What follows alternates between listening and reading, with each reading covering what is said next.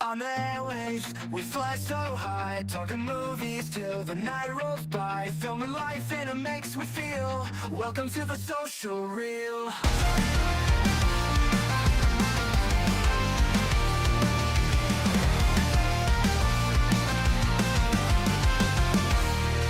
Lights, camera, action, hit the play. Stories that find us night and day, from the heart to the silver screen.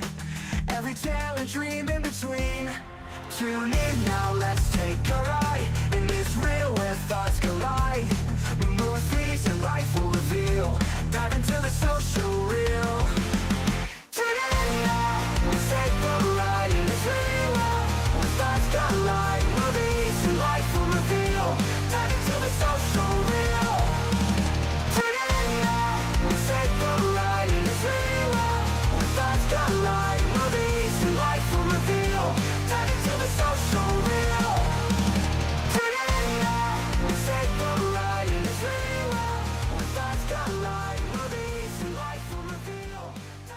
Hello, my friends. We meet again. It's been a while. Where should I begin? But It's never going to get old. I'm not on Facebook right now, so that sucks.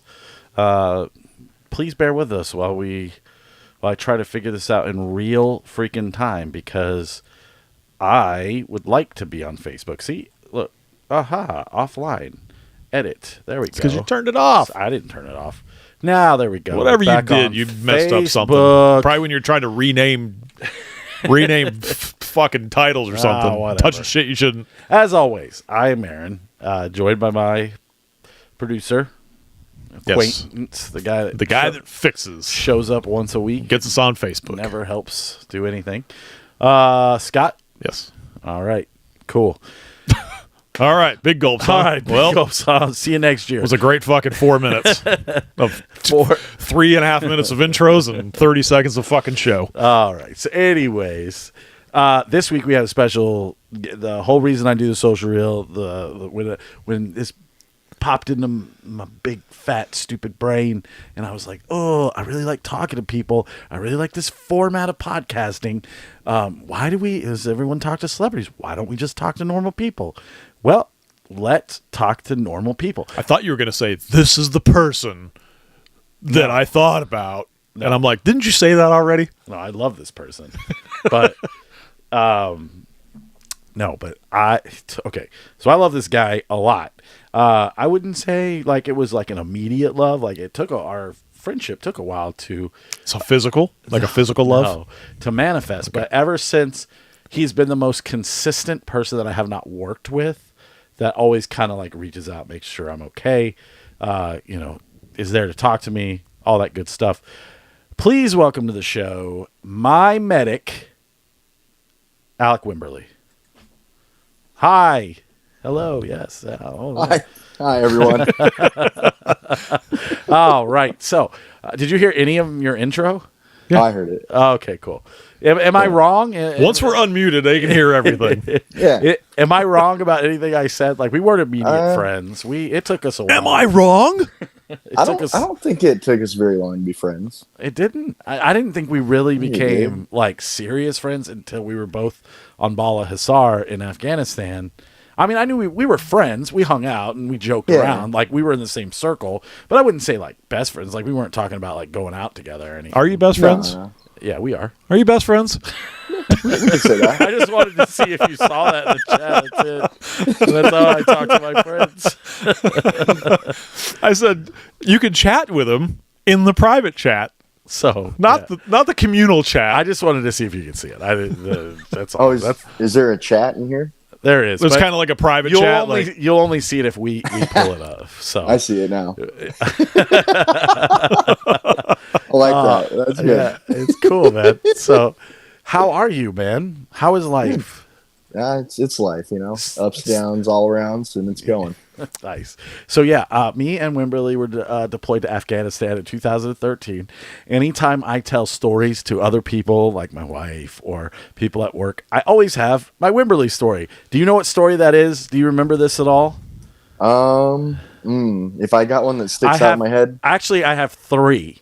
well, have the one that three- just came to my head was when we played a little game of hot potato. That wasn't me. I think that was Briones, but you did something similar. No, we That was did when that you- to a lot of people. Oh, okay. I don't. That he threw they throw live grenades on people while they slept. But Oh. you were roomed with Wilson, correct? Yeah, Mike Wilson. Okay. Yeah. Okay. So, long story short, I know no one's going to be able to believe this, but I got in trouble in Afghanistan and had to get kicked back to the had to get kicked back to the main base, and my room just happened to be next to Wilson and Wimberly's room. And explain this just to our listeners. You were a medic, but you became an MP. Is that how that worked?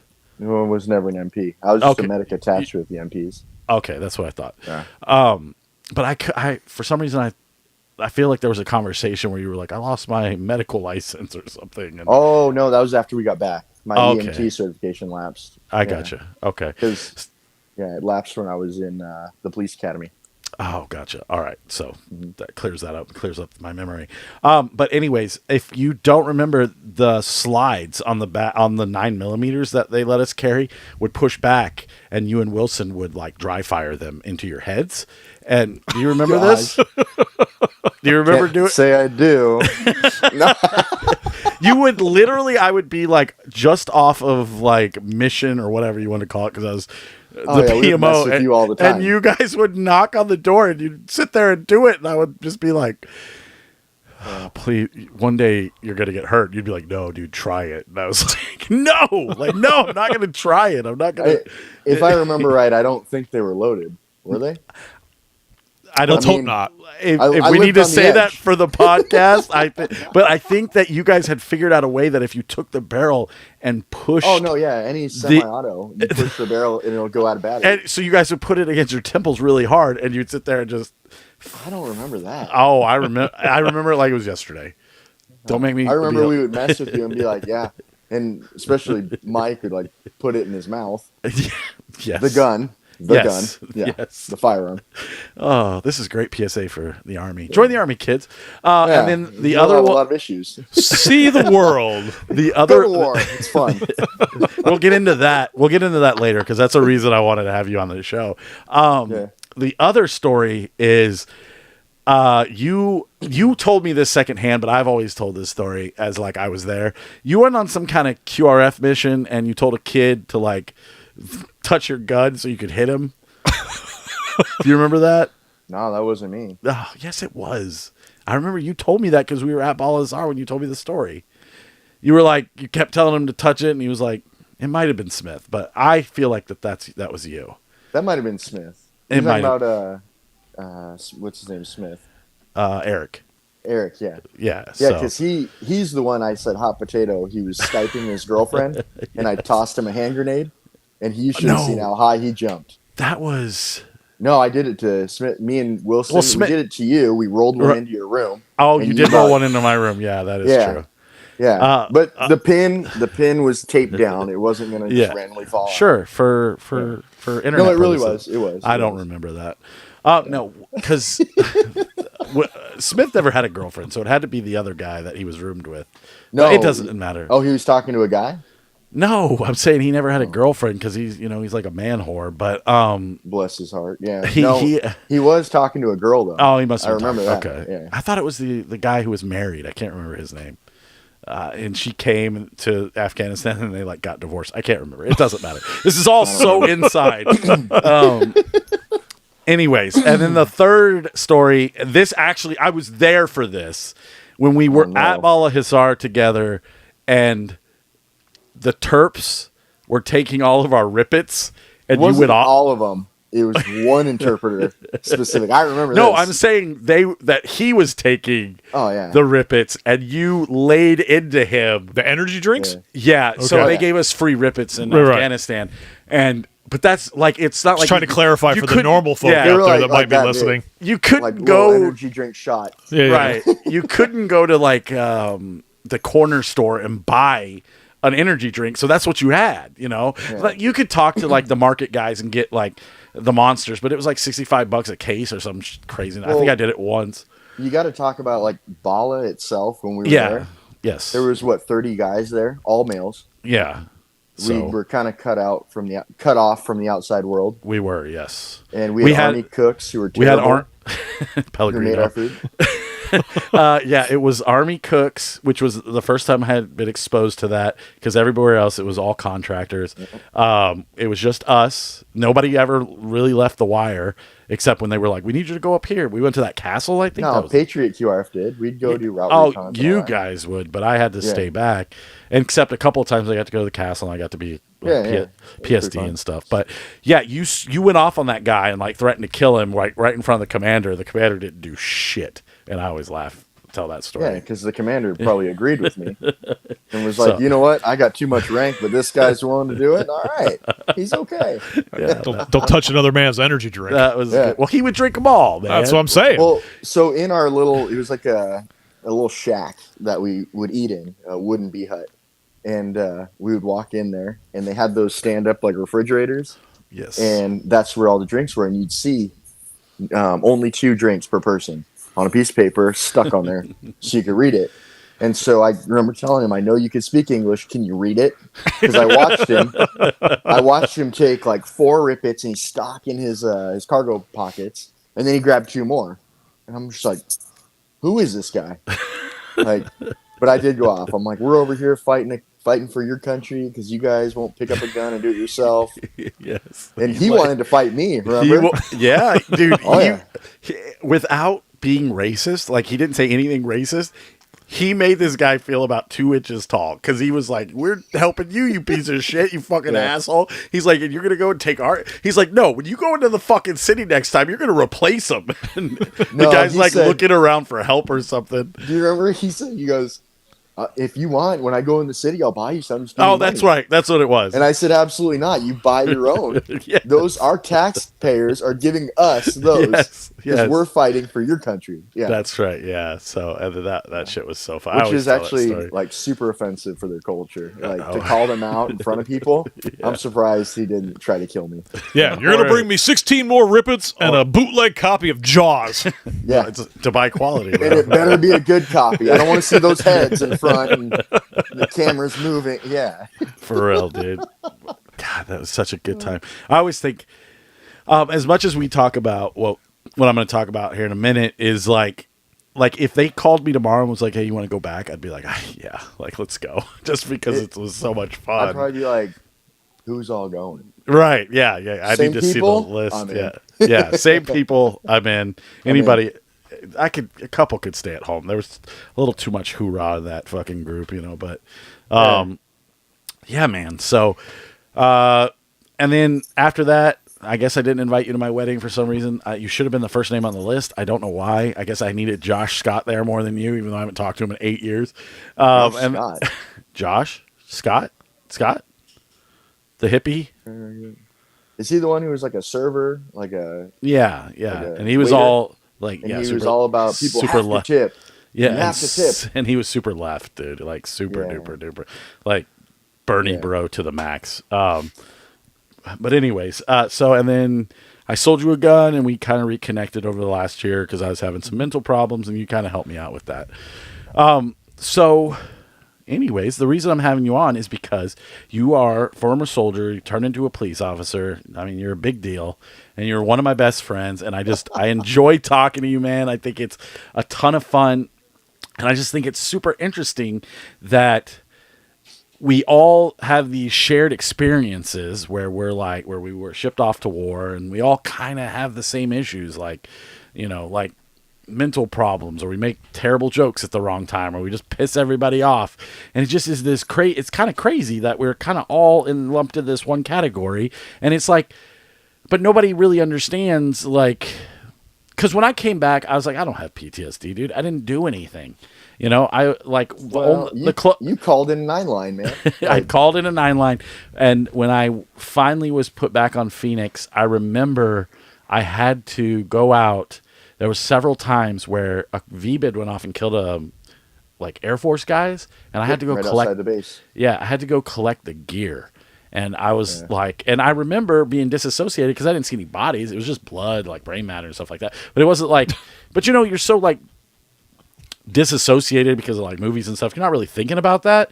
But as time kind of progresses, you're like, dude, that's fucked up. Like, that is so fucked up that this country that we're so like in love with, like, oh, like I don't care. 2013, we were the most hoorah motherfuckers on the planet. Loved America. And we, and they take you over to this country, and they're like, okay, do our bidding, fucking do what we tell you to do. We're gonna occupy this. We're gonna try and make this country better. And then, when you get home, go fuck yourself. Like, we're not gonna give you any tools to like turn you back into a regular person. And I think it's crazy that like people don't understand that. Like, I fight with my wife. I post it on social media or whatever because I don't have any outlets and stuff like that. And I just don't think it's like, I just don't think people understand. And I don't think there's any amount of talking that will make them understand that it's just like, you're not the same person you were. You're just this completely different, fucked up individual that just has to like figure out a different way to navigate. You cry about like waking up early, or you hear somebody like, oh, they got my Chipotle order wrong. I remember when I first came home, I went back to my parents' house for a little bit, and I went to Chipotle, and this girl was like throwing a hissy fit about her fucking Chipotle order. And I'm like, this is the least big deal on the planet. You were just happy Pellegrino wasn't making you food. Yeah, exactly. Making grilled cheese and tomato soup when you're fighting a war. I know. So it's just crazy. Like, I mean, that's kind of what I want to ask you about. Like, isn't it just like how do we, like, it's just a fucked up thing, right? Like, how we're like these fucked up individuals. Go ahead. Sorry. What's really kind of crazy about it is, I mean, you look at me and you, right? We went overseas. We were our little American war fighters.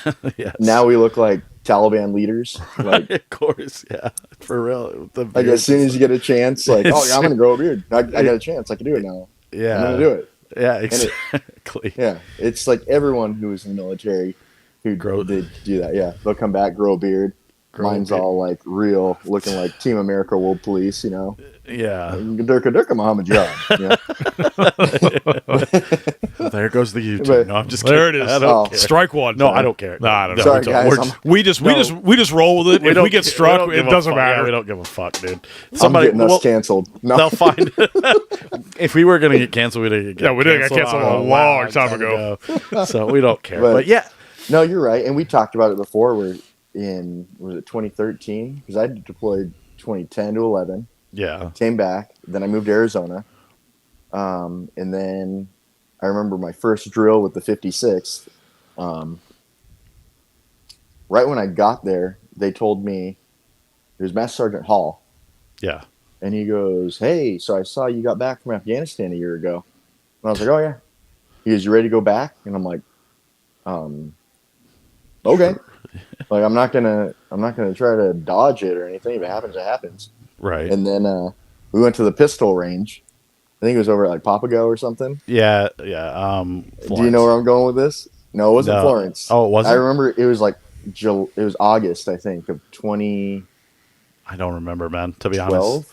It feels like my life is cut into sections. Like I remember being a kid, and I remember a little bit before I joined the Army, and then I remember the Army, but that whole section just feels like one kind of giant glob of shit. I remembered because they had us do the pistol qual. Right. And I was like, man, I'd never done a pistol qual like this. Like they had us kneeling, prone, all that. I was like, I thought we just stand and shoot. And because that's how they did them in the other unit I was with. And they were MPs also. But I'm like, okay. And they gave us extra rounds because people were having issues.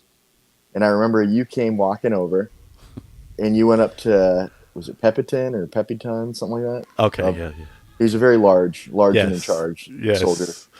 And you walked up and you were like, I didn't qual. And I remember I had already qualled. First time I'm sitting there like, we're going to have to be here all day. And you came over upset. Yeah. And he's like, hey, Williams, what's wrong, buddy? I didn't qual. Well, what'd you shoot? And I think you're like, a 10. A 10? They gave us extra rounds. I think it was out of like 33 or something. I'm like, 10? Were we shooting paper targets? Yeah. I was terrible at paper targets, dude. But so they're like, I'm like, overhearing this. I never met you. And he goes, oh, that's not too bad, buddy. You'll get it. Hey, I got a Jimmy John sub. And you're like, Jimmy John's? That's my favorite. Yeah. I remember this. And I remember looking over going, we were at Papago. I got to go to war with these assholes? Are you kidding me? We're not going to make it. That's so funny. I do remember that. I don't remember doing that bad, but yeah. I think I qualled the next time. I think you did, but I just remember I didn't know you from anything. And I just see you in this, like, because Pepperton was big. I remember thinking, I wasn't that big yet. No, you weren't that big. No. But I remember being like, man, that big guy's giving him a sandwich and you didn't qual. What is going on here? Welcome to Arizona. You know? That's what I'm saying. We weren't like fast friends or anything like that. Well, because at first I was kind of sitting back and kind of feeling everyone out. Right, yeah. You're like, stay away from that. You're like, what group do I need to gravitate towards? And which one do I need to stay away from? Jesus Christ, dude. That is. But no, like then when we were at Bliss, we hit it off. Yeah, absolutely. Yeah. I hit it off with everybody. Like, I think when I tell these stories, I'm not trying to sound like a badass. And I've told people this, like, in no way was I a badass, but I was just not over it, but I was just like, I'm here to do this one thing, and then I'm going to leave the Army. Like, I knew I wasn't ever going to like re-up or try to be like a lifer or anything, but I would get in trouble. They'd be like, I'm going to smoke the shit out of you. And I'd just be like, no, like I'm not doing that. No. Karate, remember? Remember well, karate? That's because it was karate. Okay. Do you remember when we were at Florence? Yeah, and they were making us drag our guns through the dirt and like ourselves. Then they made us clean them, and they're like, yeah, before we deploy, we're going to come back here right before we go to Bliss to do this again. I'm like, hold on. So let me get this straight. You want us to clean our guns and then bring these guns back here, cake them with dirt, and then deploy with these? Like, what are we doing here? But then they had us Army thing to do. They had us in tents, and I remember they didn't care about male female. Remember that? They didn't care about male female. The tents like leaked. Like there would just be standing water when you woke up. Yeah, and then Karate was sleeping next to me, and I got my Gold Bond foot powder, and I powdered his face when he was asleep. Like his face was covered in medicated Gold Bond. Didn't smell bad, so that was good. But he's like, "Oh, it's burning." I'm like, "Ah!" Like terrible thing, right, man? Yeah, that was when they woke us up at 2 a.m. to find the fucking little piece that they just miscounted. Oh, the nods. Yeah, do you remember that? They had us out there in formation, like forever. And fucking Uzi, I can't remember his name. Everyone called him Uzi, but he was like, "I did deploy." Yeah, I did deploy. Yeah, fuck that guy. I did deploy to fucking Fort Bliss. I was there for longer than 90 days, and that's considered an deployment. And I'm like, please fucking shut your dumb mouth. Oh, my goodness. So Yeah, so all I don't know. We can sit here and tell army stories all Yeah. fucking night. But getting back on track, like Yeah. I agree. You do come back a changed person Yeah, because you're and talking about you come back. It's almost like you're a shell of the person you were, correct. but everyone expects you to be the person you were, and you want to be the person you were, but you're not that person. Yeah, And it's really frustrating. well, the biggest most frustrating thing is my wife is like, just go to therapy, it'll work, and it's like, no, it doesn't, because you don't think the same way you used to think, Yeah. and the therapist doesn't necessarily understand the things that you're going through and stuff like that, and like you're like, I would think, a lot of guys come back, and I'm not saying you in particularly, but I mean, a lot of us have divorces under our belts. We have a bunch of kids, alcohol problems, and there's people I know like this, and you just trade one vice for another, and you're just trying to find meaning isn't the right word, but just the way to like me with movies. I think that's like the thing. It's like I just find myself obsessing over this one thing because I don't have that structure anymore, and I kind of yearn for it at some point, and I just feel like people don't understand that. And I can listen to as many Joe Rogan episodes as I want, where he has like soldiers who were like, I killed 100,000 people because I was there. But I just those guys are cool and all, and they've made something of themselves. But I just don't think people understand the gravity the other way, and I think it's just really bothersome to me. I lost a friendship this year because of mental illness, and it's just like, I just want to sit these people down and just be like, look, man, it's not you. I know it's me. You're just going to have to deal with this or not. And that person chose not to. And it's just like, that's not who I want to be. And it's just, it took me a long time to not blame the army. Like, oh no, this is your fault. Cause like my wife even says, well, comes from like childhood trauma and stuff. I'm like, no, it's not. It's fucking, I know what it's from, and it's just crazy to me. I just kind of want to talk about that. Like, I just want to put it out there, like in the zeitgeist, that maybe somebody will listen to this and be like, oh, okay, so that's why he's an asshole. Sometimes he's not trying to be an asshole to his friends. He loves his friends. He just, his mind just doesn't work the same way as mine does. He doesn't problem solve the same way I do. Kind of, you know what I mean? Yeah. So, Well, I mean, and it goes like with that. I remember, so I think like a year or so ago, maybe last year, a guy who I went to high school with, he just moved. I went to high school in California, so he moved out here. I haven't talked to him. He was like a year younger than me, but he moved into the neighborhood like right next to where I live. And I remember like sitting there like, oh, no way. So I hit him up on Instagram or whatever, and then we're just like kind of talking. Hey, we should hang out sometime. And in my head, I'm kind of like, obviously, I know I'm not the person that I was before the military. right. Or I'd say before my deployments. So, but in my head, I'm like, I wonder if like I hang out with people from back then, like if it'll spark that person to be back, Like, Yeah. will it make me feel like, oh yeah, it's me again? But I don't know. It's just I completely humans agree. are so emotional and just weird. Yeah, I know it. It's weird. Yeah. It's most like I said, I just wanted to like shine some light on it, because I think a lot like the guy sitting across from me.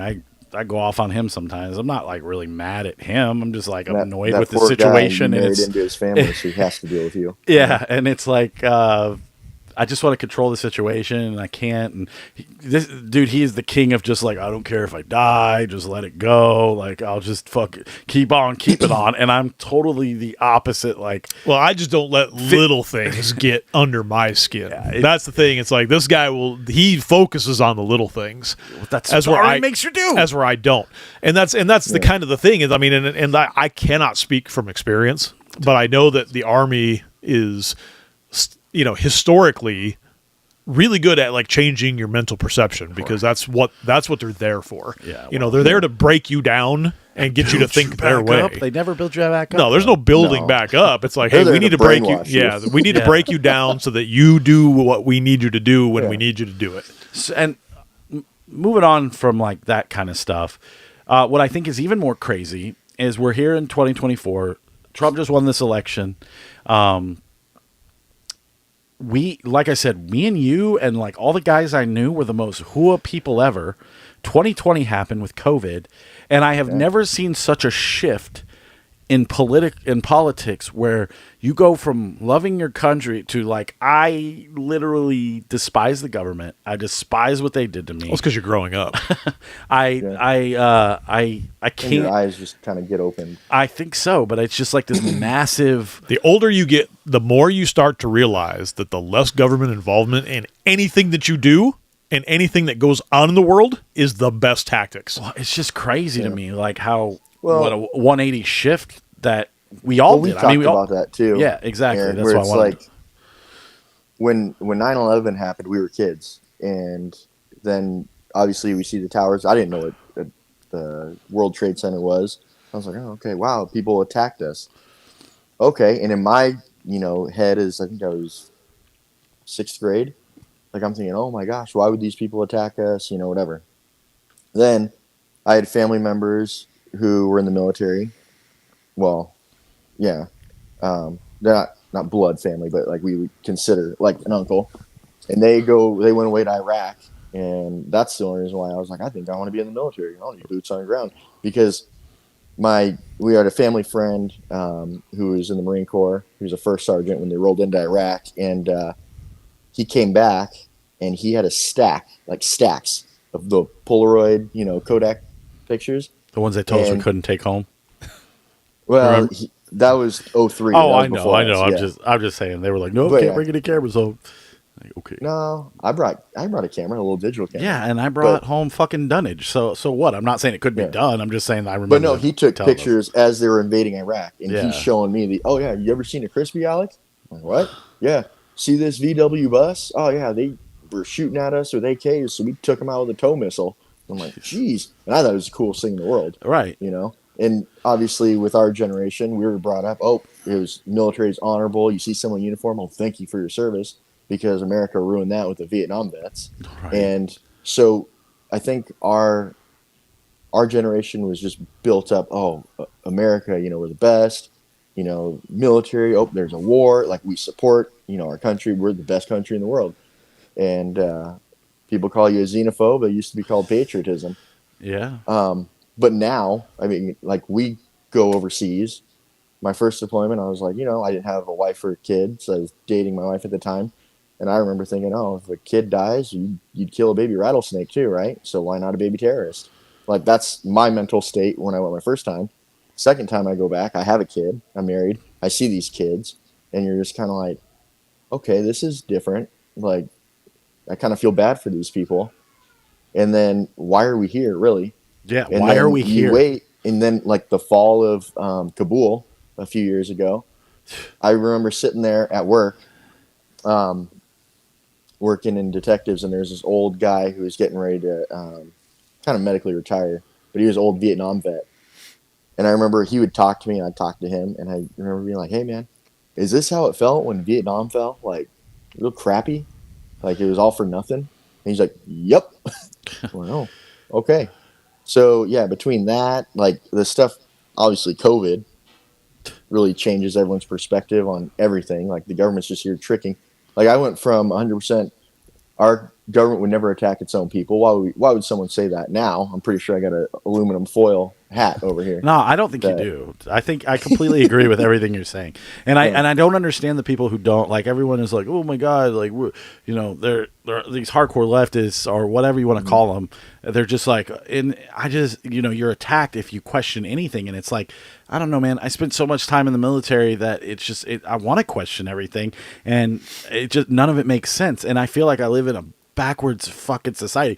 The society we live in now, I would have never gone to war for. I would have never joined the military for. I agree. If I would have been 26 is when I joined. If I would have been 26 and I was thinking about what to do and I was like, oh, should I join the military with the politics and everything that's going on right now? I would have stayed as far away from humanly possible. I don't want my kids joining the military. So it's like it's just crazy to go from such one extreme to the other extreme in such a short period of time. And when you have been a tool in that, I mean, I know these guys, they're so fucking hua, for lack of a better term. They're so like, I love America. And it's just like, dude, America hates you.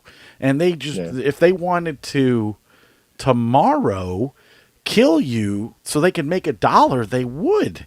And it's just like, it's so mind blowing to me. It's like, did I waste my life type of thing? And the other thing I wanted to talk about with you is because I am not this type of person, but you are, and I think that that's amazing that under all this, because I remember when I was in Afghanistan, when I went out with Sergeant Milton, and I would see the blue ninjas, as they'd call them. It was women that were completely covered from head to toe in the fucking the garb. I'm not politically correct. I don't care. This is what literally they were called over there. Just like the Chai Boys and stuff like that. I mean, I remember specifically the first 3 months I was there, I worked at the Talk at whatever camp that Black Horse. Yeah, Black Horse. And I was told on Thursdays to turn off the cameras. And I was like, what do you mean turn off the cameras? Not all of them, just the specific ones that pointed at the mosques and stuff. And they said, well, that is the day that there are children who are... No, Man Love Thursday. That, but I was specifically told by the contractors, Yeah. I'm just trying not to get us kicked off of YouTube, because I hear that they do kick off for these type of words.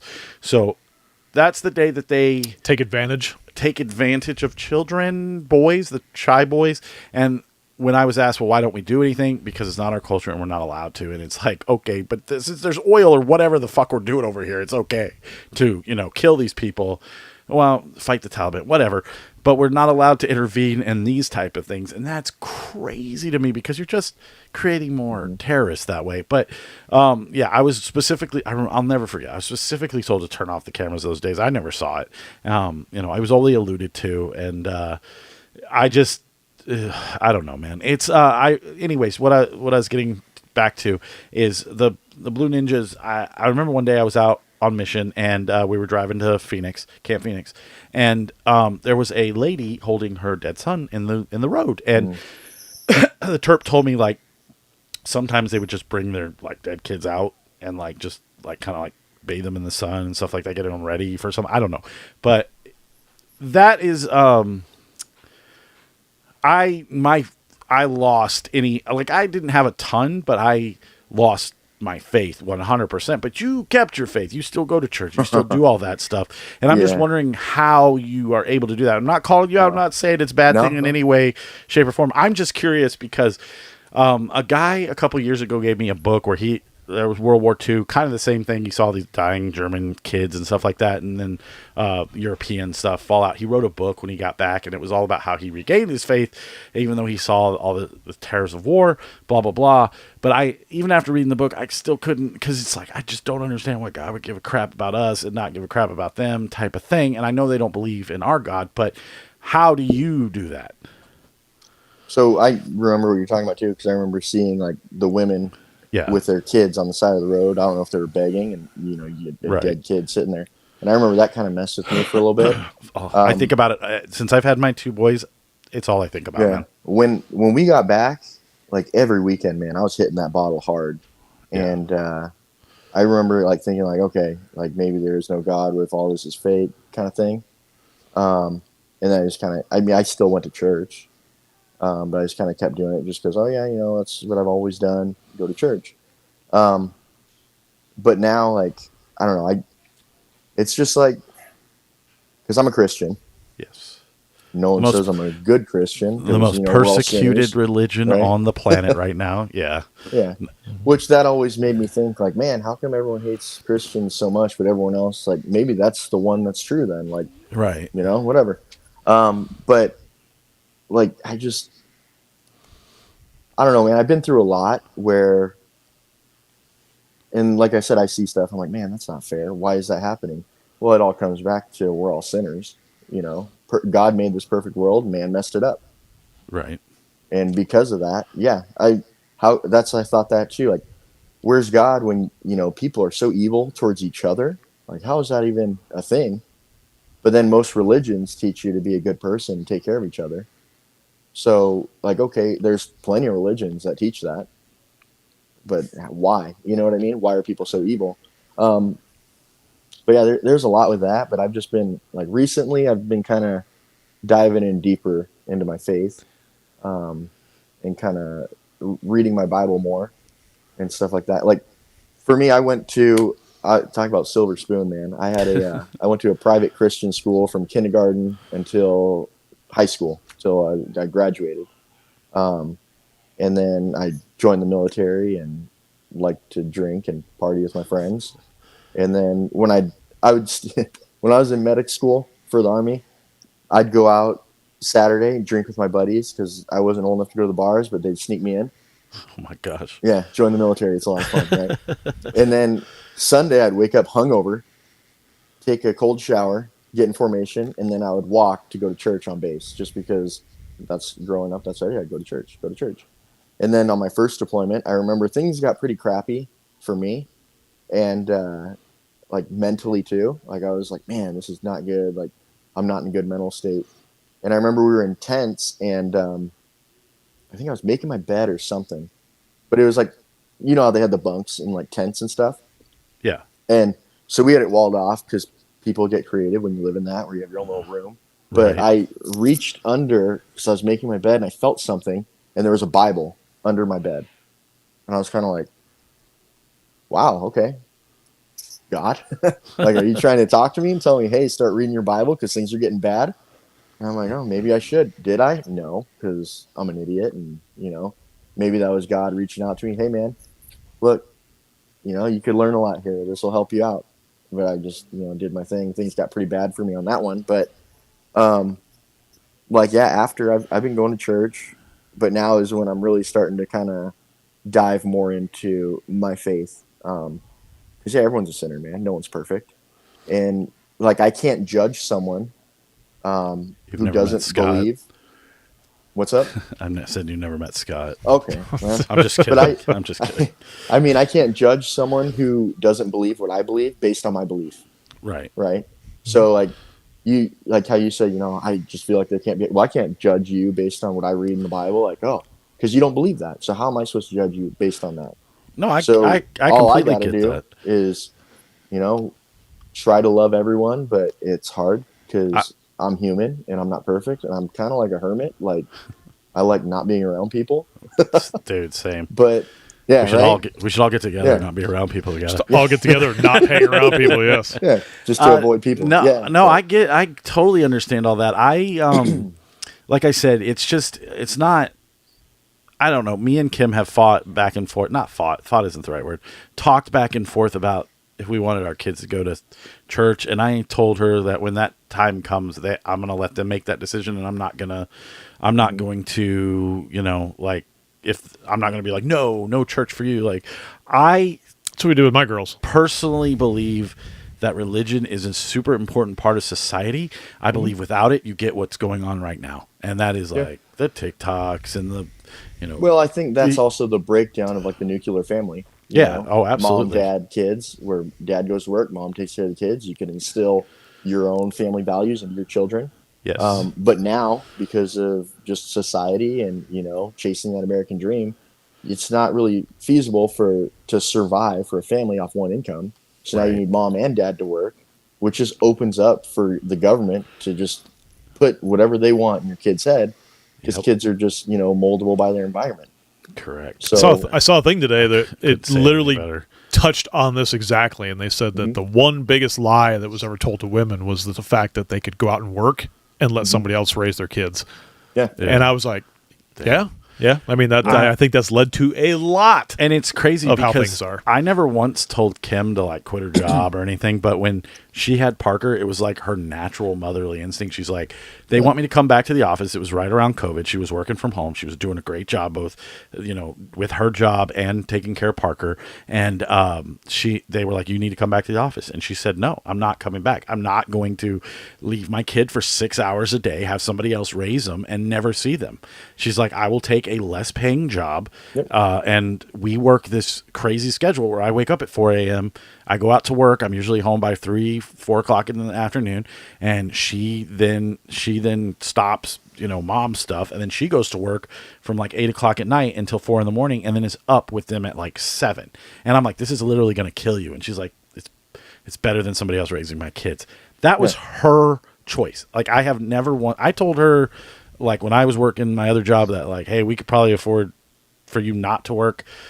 Shit happens. I buy a lot of movies, so that never really came to fruition. But eat a lot of snacks. Yeah, so many snacks, But I'm just saying, like, it's natural. Like, that was a natural thing for her. She had these kids, and she just doesn't want to, she doesn't want to leave them. And I am like, I got to do whatever I can to provide and take care of them. So yeah, it's super weird. It's super weird that people are so like, I don't want this in, kids can be Some raised say that by those are gender roles.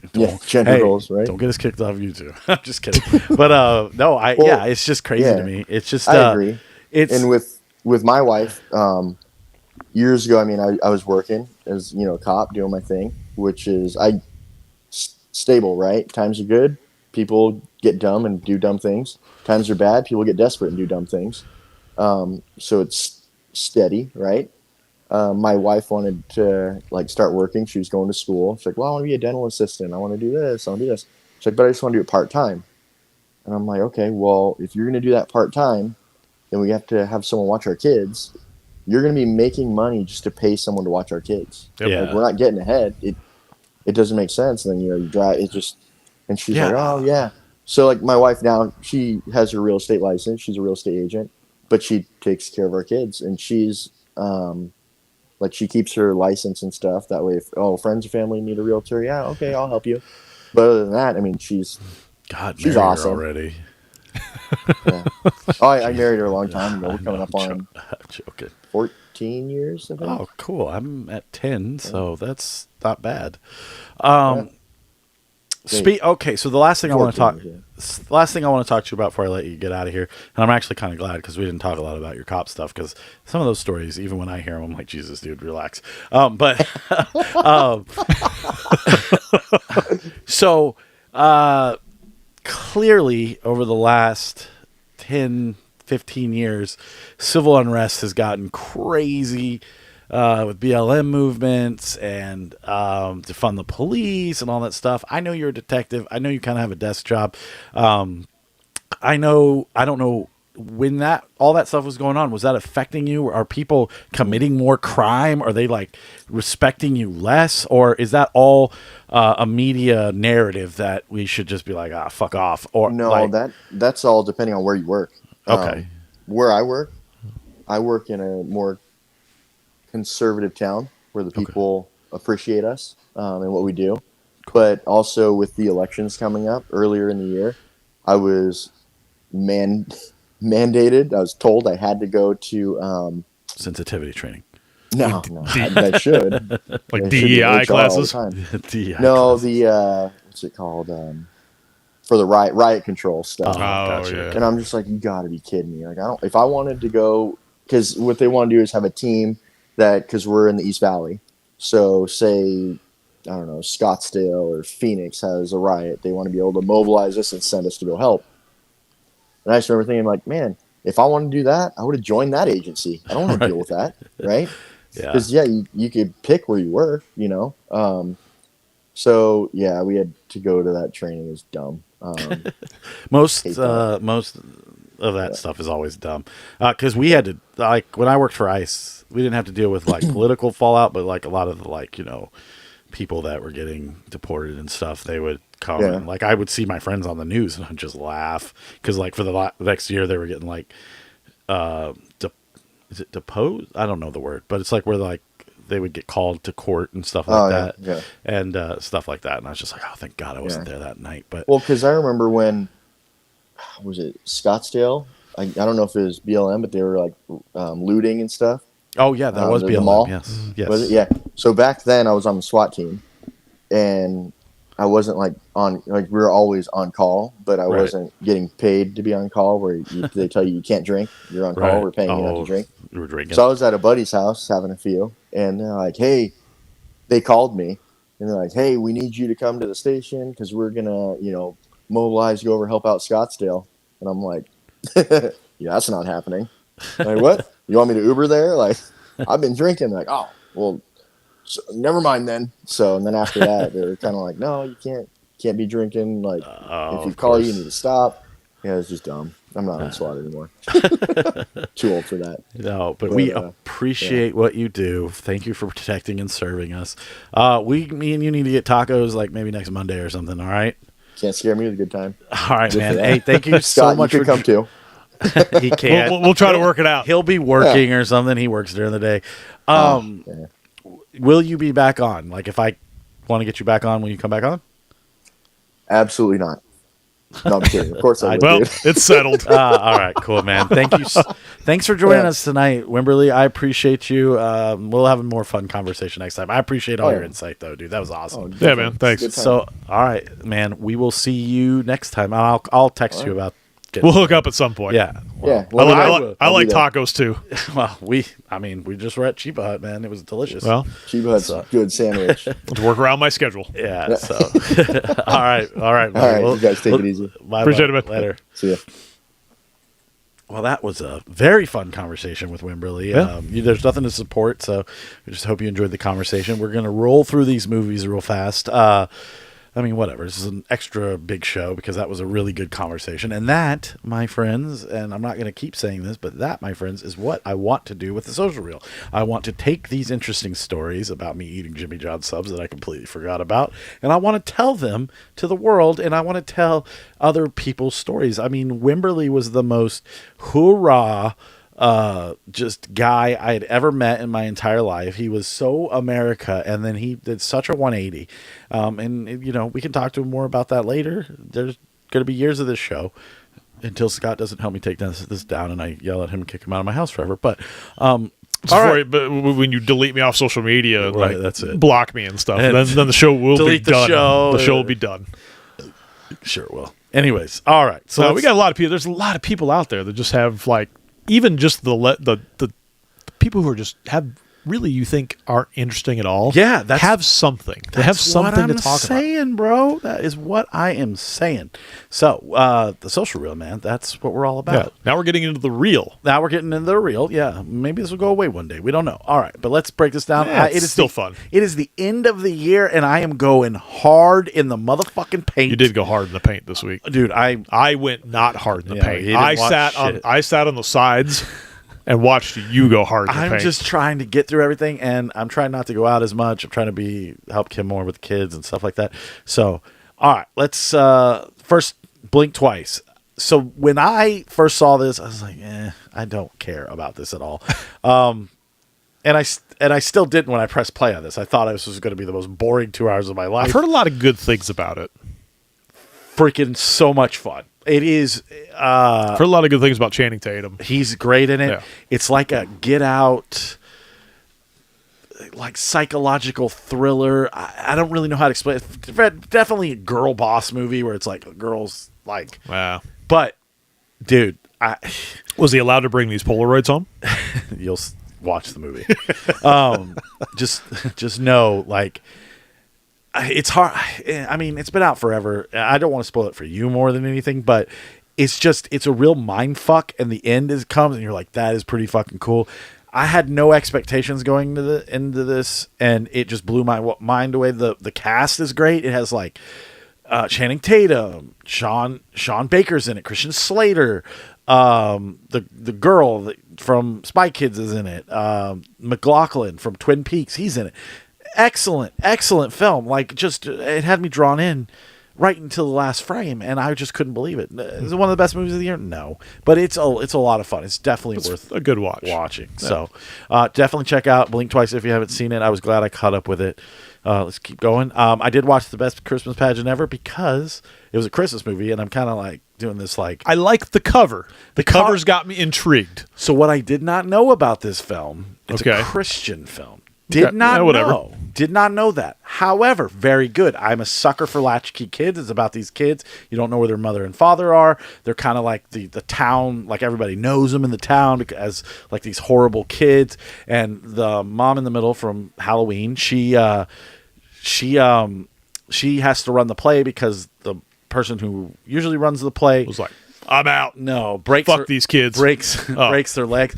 So these kids decide that they want to be in the play this year, Okay. and she's like trying to navigate that. It's like a Bad News Bears for Christmas. Kind of, but what I liked about this movie, what I really enjoyed was, although this is a Christian movie, it took the stereotypes, the negative stereotypes of Christians, and kind of made fun of them. Like, there's a little girl in the play who's opening up her notebook, and she's like, my mother would not want you talking about pregnant Mary. And she's like, well, It's kind of like Book of Mormon, almost, where they kind of took but it at face value. But I looked it up afterwards, and it's very like it's heavily Christian. Like, this was made for a Christian audience. I just didn't know that. So Directed by Kirk Cameron? What? I made me cry. I'm just I cried my eyes out. So Oh, did you? oh yeah, the ending is wonderful. Well, out of all these movies, there's probably about 75% of them that you probably cried at. So if you want to check out the best Christmas pageant ever, I highly recommend it, especially if you're in the Christmas spirit. You want to learn the true story of Christmas and all that stuff. True meaning of Christmas. No, not meaning the story. I know. I've already watched Charlie Brown's Christmas. I know what the true meaning of Christmas is. Like all about, like, the angels. It's about presents. The kids bring I've learned. The kids bring up some good points in this movie. Like, why would they come all this way and bring fucking frankincense and myrrh and not fucking, something useful. It's a lot. They're questioning things. Yeah, like we talked about earlier. Yeah, it's a lot of fun. So, and this next movie, this was on my list, but I gotta just watch this. I could not find the time. Watch this. I was excited for it. Most fun I've had watching a Netflix movie. I was glued to the screen the entire time. The little trailer that they kept showing looked fantastic, Yeah. and I love freaking. This is one of those where, like, what's his nut? Oh, Jason Bateman. Jason Bateman. Yeah, he's the. I was going to say Scott Baio. He's the bad fucking guy. Way off. You will. Like, when you watch this, you're just like, you don't care. Like, everything that happens on screen, it's like if the movie Phone Booth with Colin Farrell and Die Hard 2 fucked and had a kid, and you got this amazing masterpiece of a film.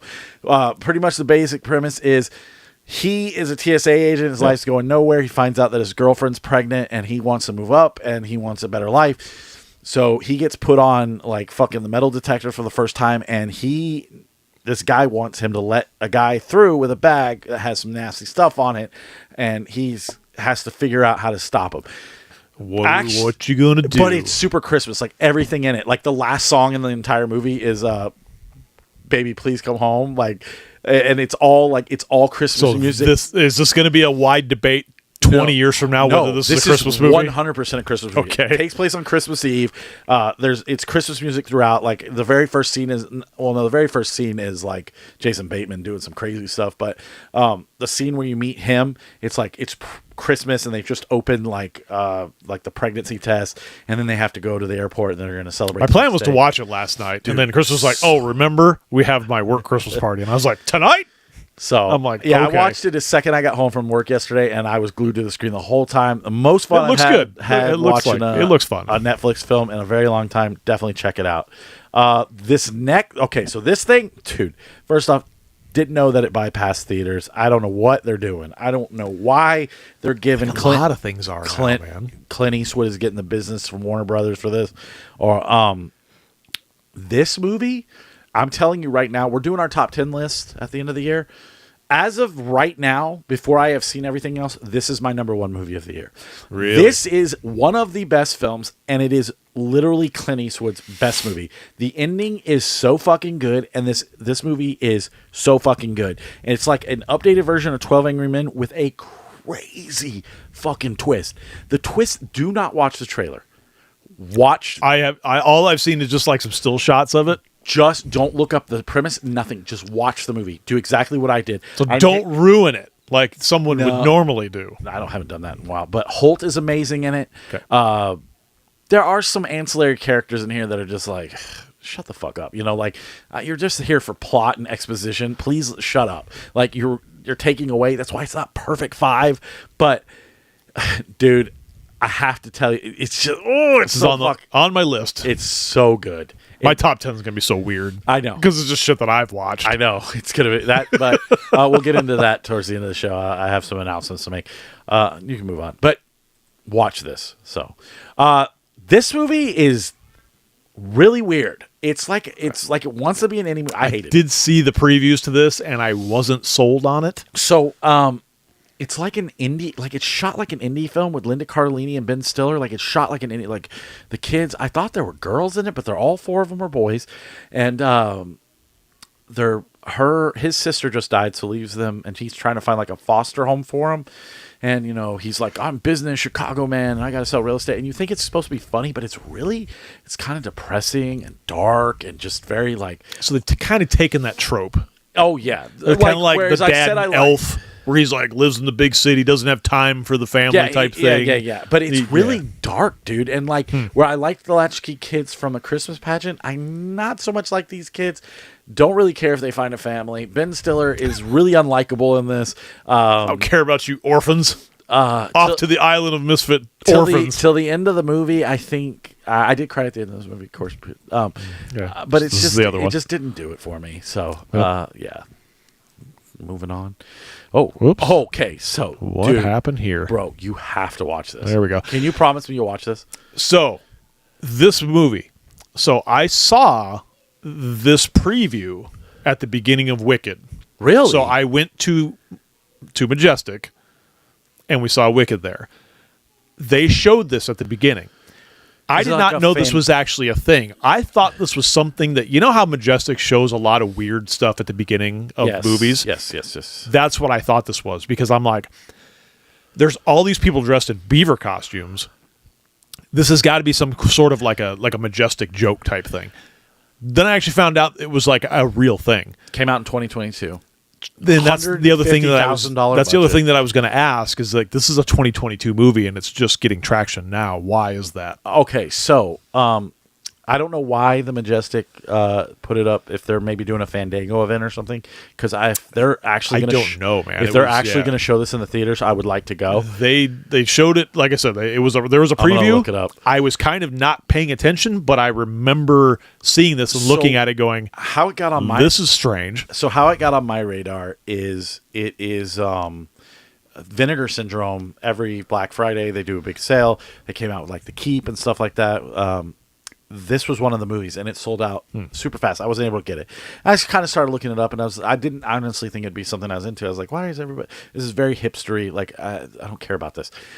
I was listening to another podcast, Pure Cinema, and they said that it was on Tubi, and that it was worth your time. Like, it was actually really good. So I said, okay, I'll check it out. So I watched it last night. It is one of the most wonderfully charming, fun movies I've watched. It is in the same... It looks so odd. Dude, I know. It's in the same vein as like a Buster Keaton or a Charlie Chaplin. It's Okay. all in black and white. There's no dialogue. There is sound in the movie. Like, he'll be like, no, and you can hear him say that. Yeah. But he's not talking. Every animal in the entire film is in a suit. So, like, there's Right. rabbits in it. And they're in a Look like a bunch suit. of furries running around. Yeah, and beavers and like wolves and stuff like that. And pretty much the story is this guy that you see in the front. He is, and you don't.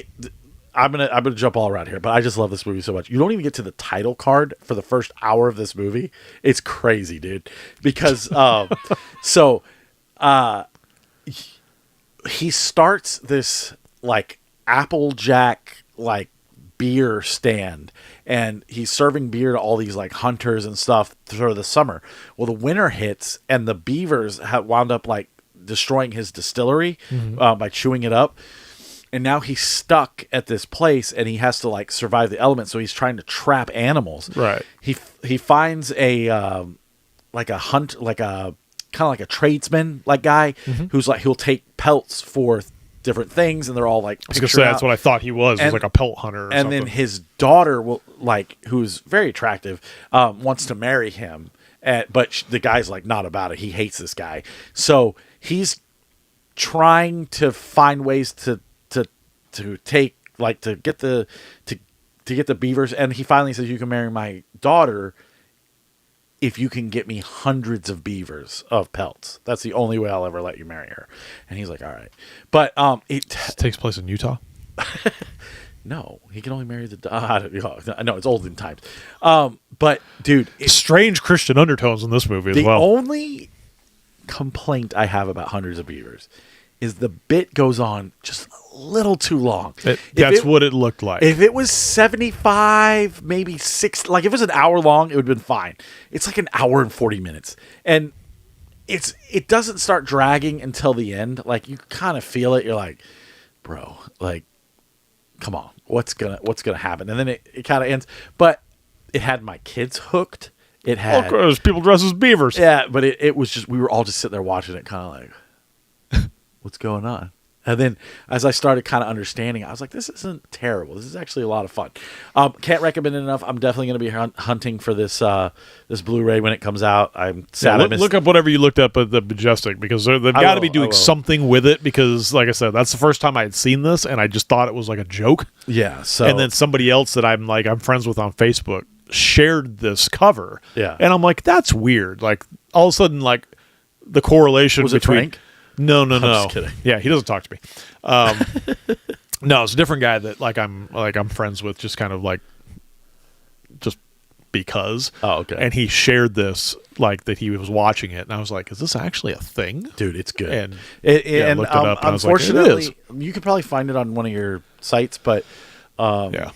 But Tubi had it, and I didn't mind the commercials because they're in the commercials. I'd go do something, but so right now, if we did like a discoveries, which I might do, this would be my number one discovery of the year. It is so much fun, and I would definitely watch this again. Like it's that good because it's like there's no dialogue, it's black and white, and it's just a ton of fun. It's like a cartoon. There's at one point he's trying to build a fire, so the wind is blowing in, but it's all drawn. Yeah. So the wind's blowing in, and it like blows out his fire. So he like Is it the curly cues? Kinda, like yeah, like Rudolph. yeah, pretty much. So it's like blowing one way, and then it starts blowing the other way, and then you're like, and then it like starts blowing diagonally, and he's like, oh, he's just making those little sounds, and it's 10 out of 10. Absolutely love this film. Just wonderful. If you have not heard of it, haven't seen it, go watch this movie. I hope this dude gets to make whatever he wants to next. All right. So with all that said, next week we'll be doing Fat Guy Eats, and then our final show of the year will be on the 30th. We will be joined by Amir, and we'll all be doing our top 10 countdown of the movies we saw. So you're not going to get any new movies for the rest of the year. Like I'm not going to talk about any new movies for the rest of the year, but this gives me a chance to see Nosferatu. This gives me a chance to see Baby Girl. It gives me a chance to see A Complete Unknown, which I'm so stoked for, and that fighting one, that girl fight. Did you see a preview for that? Maybe. She's like a boxer. She's a female boxer. She goes to the Olympics. She wins the gold, and she doesn't get any sponsorships or whatever. It has I can't remember his name. It's like Tyree in it or something like that. That guy, that funny black guy who's like in a lot of movies now. He's like the dad, and it's just a sports movie that I know will make me cry. Head on over to that Social Reel 24 on YouTube and Social Reel Podcast on Twitch. Follow along. You can watch us live every Sunday, and except for the 30th, that will be a Monday. That'll be the top 10 show. That's a big deal for me. And just go over to iTunes and download our podcast, A Social Reel, and there's nothing to do for Wimberly. Just send your love our way, and we'll get it to him. And then we will see you guys next week with the Snack Show. So, as always, I'm Aaron. I'm Scott. Big gulps, huh? Well, see you later.